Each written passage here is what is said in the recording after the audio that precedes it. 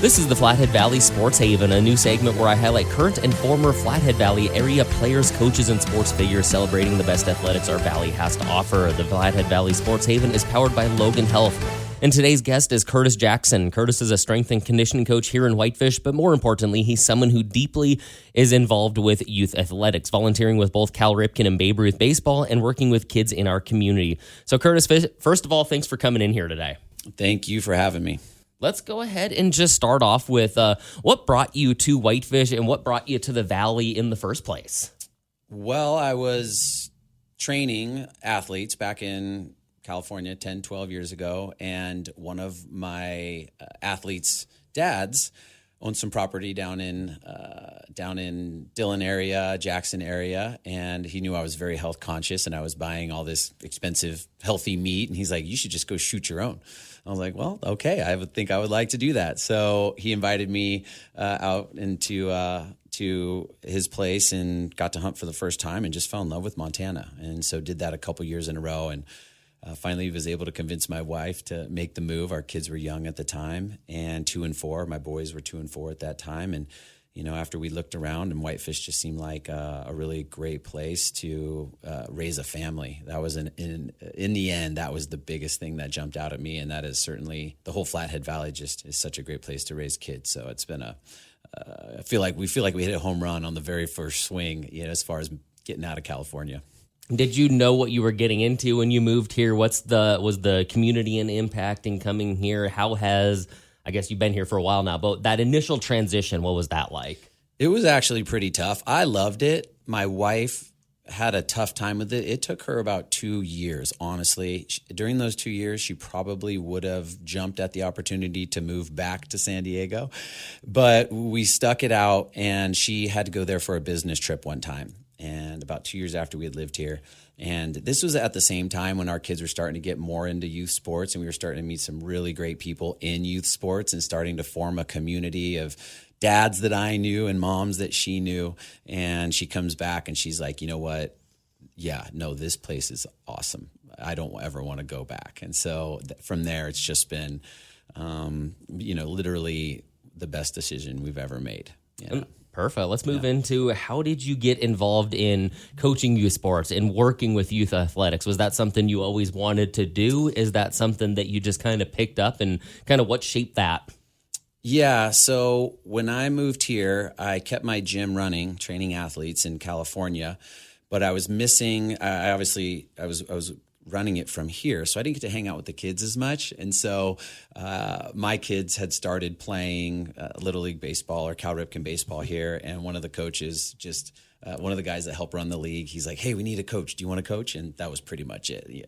I signed up to coach, and then next thing I know, I'm on the board. Next thing I know, I'm on 2 boards. And for me, it really helped to fill that gap for me that I missed, which was hanging out with kids. I just love to see them go from, little kid that can barely do something to like bigger kid that's really good at a bunch of things, whatever that is, if it's baseball or lifting weights or what have you. So, and it just kind of went on from there, and I just kept coaching and kept being on the board. And now I just love the idea of there being really good opportunities for all levels of commitment.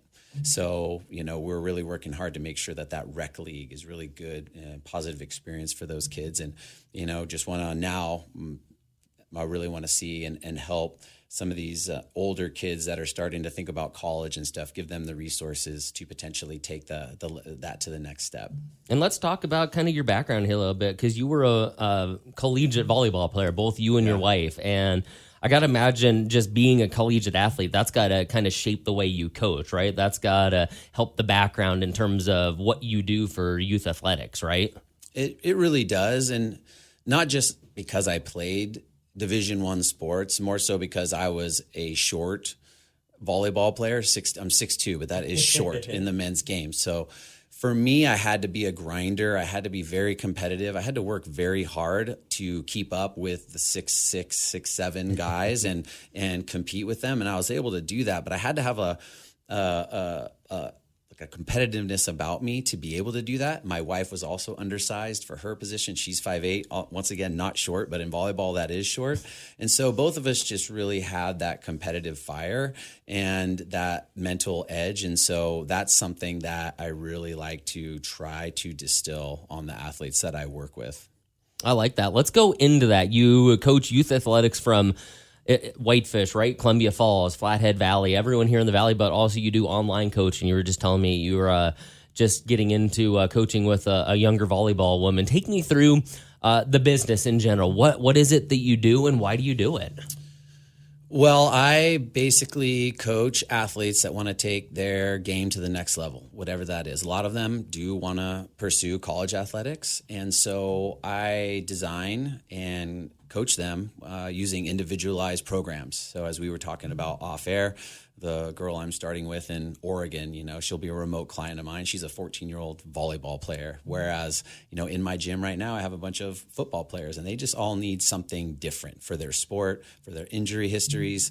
A lot of factors go into it. So I write individualized programming for athletes to just essentially make them more athletic and help them with their goals and dreams, whatever that might be. One kid might just have a goal to be an awesome varsity basketball player. Another kid, might have a goal of being an NBA player. So just really helping, and they don't have to be athletes. I just love seeing kids get stronger, more confident, more athletic. It's just a really cool process to see them go through. Now, when you go in and put in a workout plan or kind of figure out what the, lesson plan will be, what are you looking for when you get these athletes? Are you looking for, is it mental with them? Is it physical? Is it a combo of both? It's definitely a combo of both. And you see a lot of the same stuff in the weight room that you'll see on the field. You'll see the athletes in there that are overthinking something. You'll see the athletes in there that are staring at a hurdle and don't want to jump over it because they're afraid of failing. You'll see recklessness in there that, often is a trait they'll exhibit on the field or court or whatever.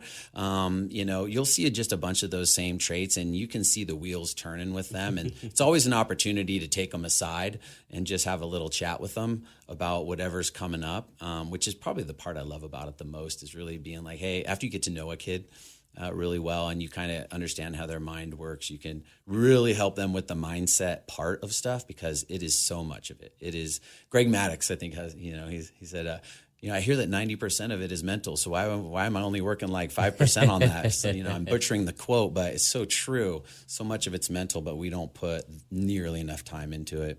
And you work with all age groups, right? You work with from Pee Wee. You're part of the Cal Ripken and Babe Ruth here in the Valley. You work with high school kids. You work with just about anyone and everyone, right? I do. And we randomly, now we have like a bunch of 6 and 7-year-olds that are coming in, 8-year-olds that just jump around on stuff. They just are having a blast. They just sprint through the timers and they're testing their vertical jump, and there's like no weight training at all. They're just moving and being athletic. So this is the first time I've ever done that. But yeah, I've got all the way from college athletes to 6 and 7-year-olds now and everything in between, which just speaks to the need for individualized programming and treating every person differently. Those young kids, we're just trying to teach them how to know where their body is and how to jump on stuff and how to move, how to land, how to jump, and all that stuff. So it's been a blast though, and even the like 16 and 17 and 18-year-olds that are in there, they're like, "Gosh, I wish I would have started at that age." I'm like, "I know, right? Me too."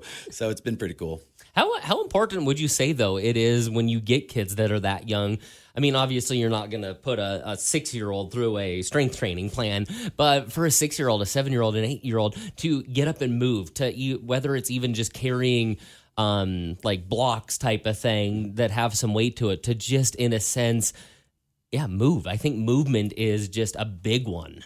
Movement is medicine. That's what I was going to say. Yeah, it really is. And that is something that I, after doing this for as long as I have, 20 years now, and I've had my own mental health stuff in my history, and just knowing that how beneficial movement is for our mental health, our physical health. We didn't have morning hours back in my gym in California, but now we've got morning hours, and I've got a nice group. I had 8 kids this morning coming in before school from 5:30 to 8 o'clock, coming in and working out and just starting their day with that movement. And so for me, yes, what I do is make athletes more athletic, and most of the time that's pursuing to be better in sports. But I'm really hammering home now that I've done this long enough, the benefit of just working out for the mental and physical benefits of it, because that's really what we want to see when these athletes are long done with their sport, is that they had a positive experience with being in a gym and that they learned how to get it done early in the morning and prioritize their time. You show me an athlete that says they don't have time, and I'll show you an athlete that's playing too many video games or on social media too much or whatever. They have time. Their just priorities are a little messed up. So them getting their priorities straight at a young age and putting the right things in front of the video games or other things at a young age is just really cool for me. People, it's funny that you say that, because you hear it even just in today's day and age, that someone who's trying to get into the gym, and it's more about they look at the people who are consistently in the gym, and it's like, that's got to be so easy for you. It's like, yeah, it is, but it's because I've sacrificed something else in my life to better myself in this way. You say it like, yeah, you get home at 5 o'clock, eat dinner. What are you doing from 6 to 9? Are you watching TV? Obviously, if you have kids, you're taking care of the kids. Yes, but do you have 30 minutes to turn the TV off and maybe go for a walk type of thing? Sometimes it's all about just getting out and going for a walk, right? And you hit the nail on the head. I think that I know I'll have a lot of kids when they first start up families, they'll say, we just don't have enough time. And I try to explain to people, there's sometimes when, yes, you're going to come in and you're going to work out for an hour and a half. There's sometimes, even if you just showed up for 30 minutes, that is also, we can always move the chains. We just want to move the chains. And sometimes we have an hour and a half to do that. Sometimes we have barely any time. But the answer is not to not do it. The answer is just to modify it, make it work, do whatever you can. And so that's where I think it comes, that's where it comes back to, how do we, set up our week, make sure that we have the right things in order, make sure we're getting our homework done on the weekends so we don't have to stay up till 2 on a Tuesday and do it, and then we can't go to our morning workout. And so having that long-term vision of the week and seeing, okay, I need to set this up so I can prioritize my own physical and mental health, because it's a multiplier. Physical and mental health help us to be better students, help us to be better fathers, help us to be better daughters, brothers, sisters, teammates. So if we can take care of our bodies and our mental health, then that just makes everything better in life. It doesn't, I think a lot of people have this, it's going to take away from my life because it takes time, when in reality, it just makes everything a lot better. And then you kind of talked about, we've touched on it, but I want to go into, why is staying involved with youth sports, like Cal Ripken, like Babe Ruth, for example, why is that so important to you? Why does that hit so close to home for you? I just love the idea that kids have a positive experience with sports. Where I originally started in California, you get a lot of burnout. You get a lot of kids and families and coaches, if I'm honest, that are doing sports for the wrong reasons, that are in sports for the wrong reasons. And so I just want to make sure that kids have a positive experience with sports, because if they have a positive experience with sports, they are way more likely to continue to move and do active things as they get older. But you have an epidemic of kids that are running their bodies so hard, they either get burnout and don't like it anymore, or they get injured, and then they become inactive. And so that's the last thing I want. So I'm just very passionate about kids staying in sports and having a good experience, because it's such there's almost nothing better in my book for teaching life's lessons: how to win respectfully, how to lose respectfully, the value of hard work, how to be a teammate in pursuit of a common goal, how to accept failure, how to deal with failure. There's just so much there that I just want to keep kids in sports as long as I can, and moving their bodies, because our society as a whole is getting very unhealthy, obviously. And youth sports, it almost seems like, when you look at the grand scheme of things, is going through a change right now too. I mean, you have so many not kids, but so many people that are so obsessed with, hey, my kid needs to go to college. He needs to get a scholarship. He's going to go pro. But when you look at the numbers, realistically, only 1% of high school athletes will make it professionally. I mean, how do you also train a kid to know that, hey, just because you may not go to college, varsity may be all you do, but how do you also keep them so that when they're done with college, they're those active adults that want to go play golf, that want to get out and maybe play pickup basketball, that in a sense don't burn out and can continue to do that the way they love to as they get older? I think it's how we frame it as coaches, as parents. I think that really emphasizing to kids why they're in sports. My kids do not have a choice. They're going to play sports. My kids do not have a choice. They're going to work out. I'm not making them do this so they can go get a scholarship. I'm making them do this because I want them to have other mentors in their lives that are honestly helping me with my parenting, of reinforcing a lot of the stuff I'm saying at home, because they're, my voice, my wife's voice gets tiring to my kids, just like every other parent's voice gets tiring. You're learning how to work hard. All these benefits of it. This is why you are forced to play sports in our house. You're going to move your body. You're going to learn how to compete. You're going to learn how to lose. You're going to learn all these things that help you to be a successful adult someday. We don't live on a farm, so we have to manufacture hard things for our kids. And that for us is, you're going to go work out. You're going to do things you don't want to do that might kind of suck today, but these are good for you in the future. You're not going to be mad at me for being strong and athletic in the future. That, and so having them in the gym long enough for them to see this hard work is making me feel different, move different. My confidence is going up. Then you can connect the benefit of that hard work with okay, this is why I do it. And so that's why I tell parents when they come in is my intention is that your kid's going to be here for the next 5 years straight.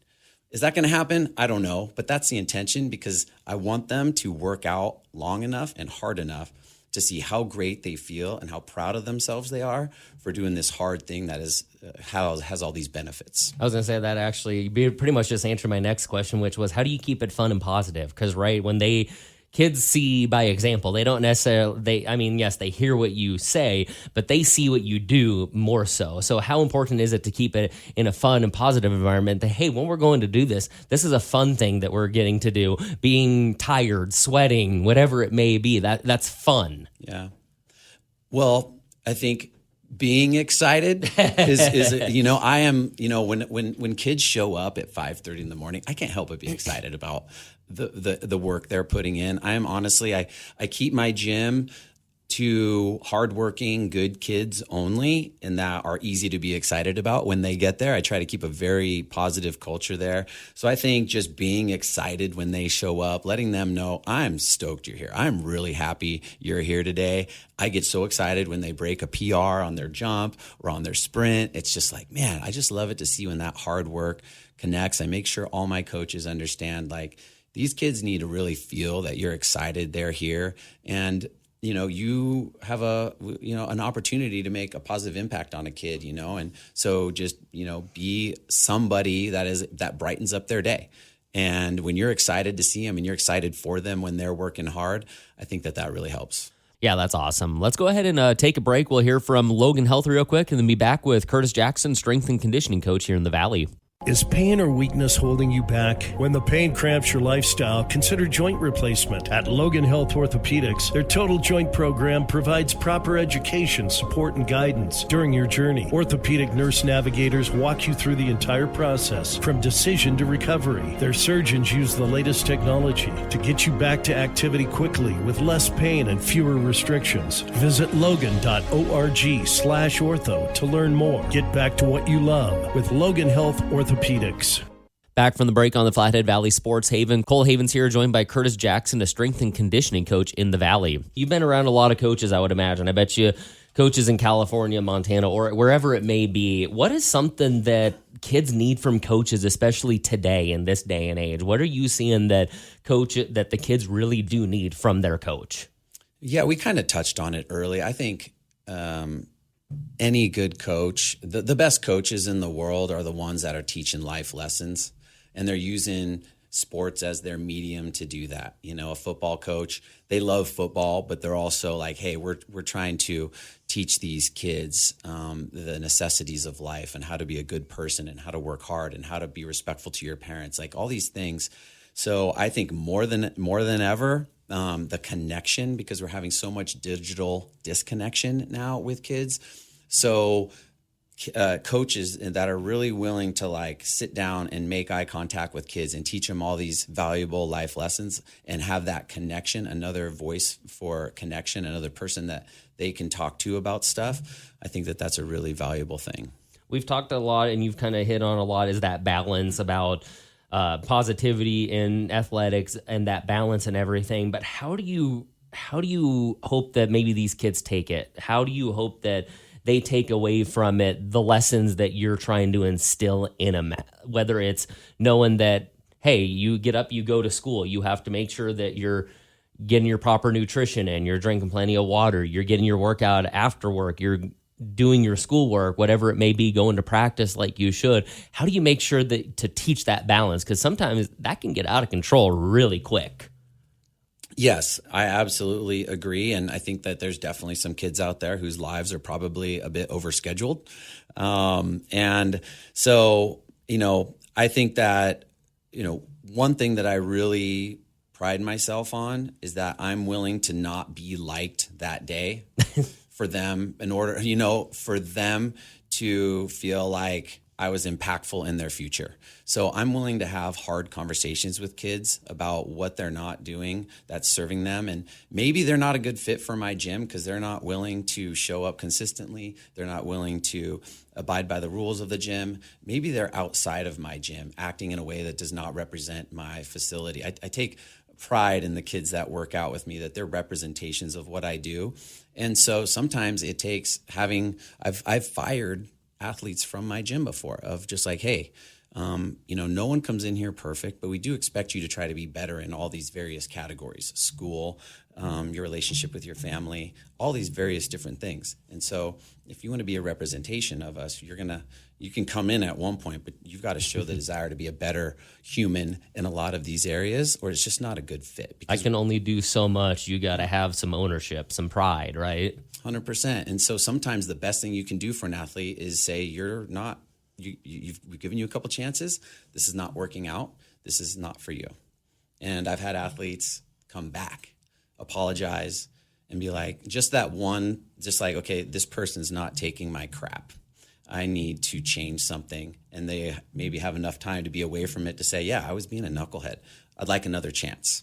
And that has happened many times, which is really cool. So sometimes, which kind of drives me crazy when coaches don't cut or whatever, because I feel like it's a missed opportunity for a kid when you let them believe that their lack of effort is okay, because that's not how it's going to be when they leave the nest.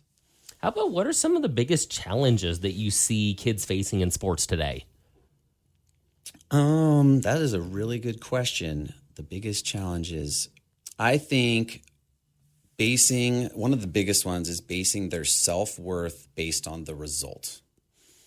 I'm trying to change that with any athlete to say, hey, if you want to give yourself a hard time about not working very hard and not preparing, that's fine. But wins and losses are going to come and go.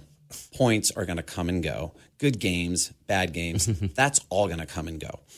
You can always be proud of yourself if you put in the work, the prep, the practice, a little bit of stuff on your own, working on your athleticism. You can always be proud of that. The losses sting less when you've worked really hard, and the wins feel better when you've worked hard. And that's kind of going back to, where I think, people put the wrong focus. They're putting focus on results, and parents put a lot of focus on results, not meaning to. Like, they get in the car, it's like, great job, Billy. You scored 12 points today in your basketball game, when it should be like, good job, Billy. I saw you dive on the ground 3 times for a loose ball. I saw you boxing out every time. I saw you running around like crazy on defense. These things that are effort-based. And so I think that as a whole, kids are facing a challenge of being praised for their good result and they learn. I get admiration. I get all these great things when I have a good game, and they start to base their self-worth on the success of the game or their performance versus how much of a great teammate they were, how hard they worked during the game, all the effort, all the other things. You said something off air that I want to touch on too that I think is huge because, you've seen it all. You've seen kids in California, you've seen kids in Montana now, and you talked about kind of an interesting little difference that I've never thought about before. In California, they have professional sports leagues everywhere and everything, and they can maybe see more of that to aspire. Here in Montana, the highest level of athletics is Cats Grizz, which I'm not saying that's a knock because everyone wants to play for the Cats or Grizz here in Montana, but you've kind of touched on how it seems like kids in Montana maybe have a different mindset in terms of how they approach their athletic endeavors compared to kids in California. Can you kind of touch on that a little bit? Yeah, and this is obviously taking both populations and in generalities here. But, in California, pretty much every kid comes in and tells me, I want to go to Texas. I want to go to USC. I want to go to Wisconsin. I want to go to name your, top Division I school. Whereas Montana, the conversation is very different. Not as many kids come into my facility the first time with obvious college or professional goals. And so we talk a lot about, are these goals, do you not have college goals because that's not something you want to do? Do you not like basketball that much to play in college? Or is it just something you don't think you can do? And a lot of them will just flat out say, I just don't think I can. I don't think I'm good enough. There's a stigma to Montana sports. It's not as good as the rest of the country, which is true. It's not. It's just behind, and so so it's creating belief that they can do something if they want to.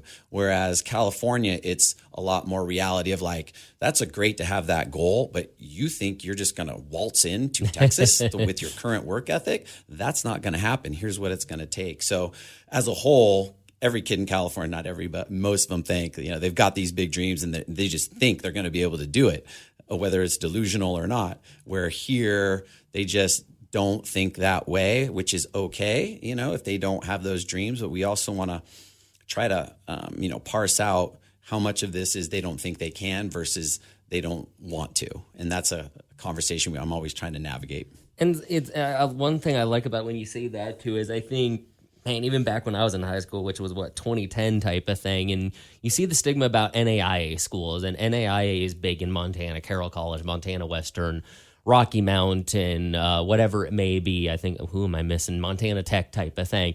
I feel like, too, the stigma around when I was in school, it was you're going to NAIA school, you're not very good. Whereas now you're seeing kids, that mindset flip like, no, I'm a college athlete. I'm going, and I'm not knocking the kids at Montana Tech. There's kids on all those schools that could easily play for the Cats or Grizz.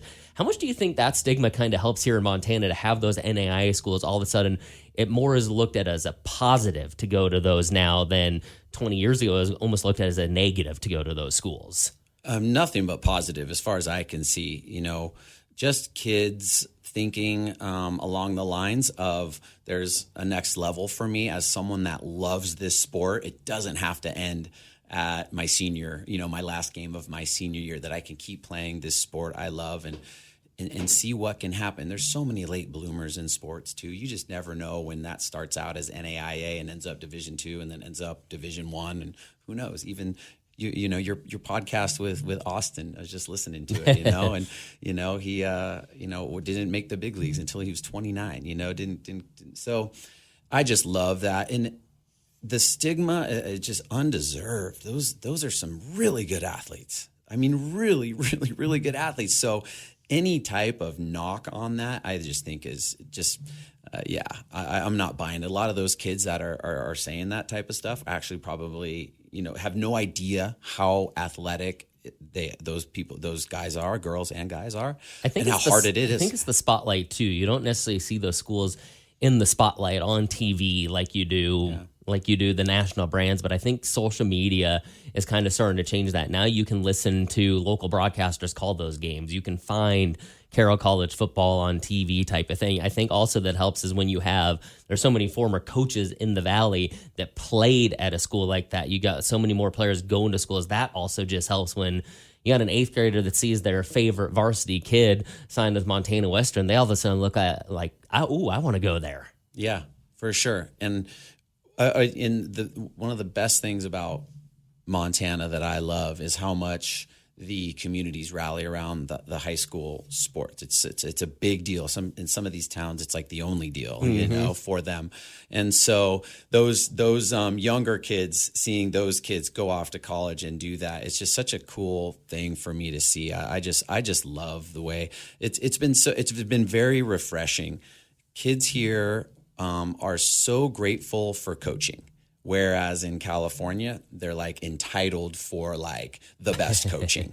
And if they don't think that you're the best coach, you might get just some attitude or whatever. Here, you just have such a good, for the most part, humble, hardworking kid that is just such a joy to work with. Just the percentages of them are so great. And where in California, it's just not, especially the more affluent areas of California, it's just not that way. And then what is something, I mean, you see it too, just in the social media landscape and everything about I'm not trying to call out parents, but maybe parents getting almost too involved. It almost seems like in some instances we're now starting to overcomplicate things in youth sports. How do we kind of simplify things and make it, hey, it's about the kid first and foremost, right? I think just breaking it down to what a lot of the stuff we talked about, if a kid has their own goals for, playing football at Alabama, great. Okay, we're focusing on how hard you're working. We're focusing on you being a good teammate. We're focusing on you being coachable. We're focusing on all of these things that if you decide that you want to take football that far and that seriously to go to Alabama, will already serve you. But I think that where we go back to the results over what the best part of sports is, all these lessons we can learn along the way. Focus on really why are we doing these sports? Really, if we're to really think about it. So as a family, sit down. Why are we doing these sports? And have a conversation as a family. And hopefully it's not so that you can get so that we can get you a Division I scholarship. Hopefully that's not it. It's almost, well, what is it called? Trust the process, right? Like enjoy the grind, enjoy the daily activities. Almost, we look at it like you talked about the results thing. Like we see the end result instead of actually just enjoying the moment and enjoying being there and enjoying going through the grind type of thing. Sometimes that's the best part of it when you look back at things. Well, it's just being better. Right? Like it's get 1% better each day. Whatever. However, yeah. And sometimes it's not 1%. Sometimes it's like 0.1%. And that's what I mean when I say we can always move the chains. University of Colorado just hired, I think it's a new tight ends coach or offensive coordinator or something. And he kind of came in for a mic drop speech. You can find it online, but He's just like, we're not going for perfect. We're not going for the best. We're going for better. I think that's what he said. We're not trying to be the best. We're just trying to be better. And I think if parents just were like, oh, like that right there in a nutshell, if you just applied that to sports, we're not trying to make little Johnny the best. We're just trying to help him be better at like life and all these things that sports can teach him. And we've talked about all this. We've gone through like what they need to do. What are some things that they maybe need to step back from to avoid burnout, to maybe take some time to breathe? In sports all the time you hear about, we want to get better for the next day. We want to get better for the next challenge. We want to get better for the next competition, the next tournament, whatever it may be. How do we allow these kids to maybe sometimes step back and, in a sense, breathe at the same time? Yeah, and I think that's one of the advantages Montana has, is that these kids get to hunt and fish and ski and be on the boat or do whatever it is, and they get to have that break. And also realizing what age they are. A 7-year-old, 8-year-old, 9-year-old doesn't need to have the same schedule as an 18-year-old that's going to college next year. As they get closer to that, as sports get more intense and more serious, well, they are going to end up putting more work in. But let them be kids for as long as they can, and that's what I was just going to ask next. How do you let a 15-year-old be a 15-year-old, right? Yeah, exactly. They should be doing that type of stuff at some point. And when you go to college, if you're going to play, especially Division I level, your life's somewhat consumed by school and sports. There's not a whole lot of room for balance there. And you do have some, but put that off for as long as you can. You're not being I think parents in general, if they could just understand that the best 12-year-old is not always the best 18-year-old. And it's actually a lot of organizations are going away from like the prodigy model. Like soccer in this country is going away from that, like the best kids at 12. They're looking at like which kids are still kind of raw and gangly, but like not quite there yet. So I think just realizing, hey, my kid's 12, let them. Perfect. I love it, Curtis. That's about all I got for you. How can people reach out to you? How do people get a hold of you if they want to, whether it's be a part of your program, to get their kid in, to start them out? How would people reach out to you to kind of start that journey? Through the website's perfect, jacksonstrengthandperformance.com, and also Instagram, same thing, Jackson Strength and Performance. It looks like, can they email you? They can. Curtis@jacksonstrength.com. And Yep. you have a building that people can stop by. Yep. We've got a facility in Whitefish, just south of town there. And does it? Do you have the sign up yet? Oh, Or is that in the works? there are 2 signs up. Not Okay. as big as I'd like. But there are 2 signs up, and But people can drop in, email you, Yes. shoot you a DM, whatever it may be, right? yeah, we invite people to come over and check it out and see what it's all about. You know, it's very unique what I do, and it's been honed over 20 years of experience. So I like people to see it. I find it hard to explain. They'll be like, oh, they go here or they go there. I'm like, that's just not the same as what I do, but that's okay. Just come by and check it out. So yeah, we'd love to have anybody over and checking it out. That's awesome. That's all I got for you. Any last thoughts? No, that's good. I appreciate you having me. Yeah, thank you for coming on. I appreciate it.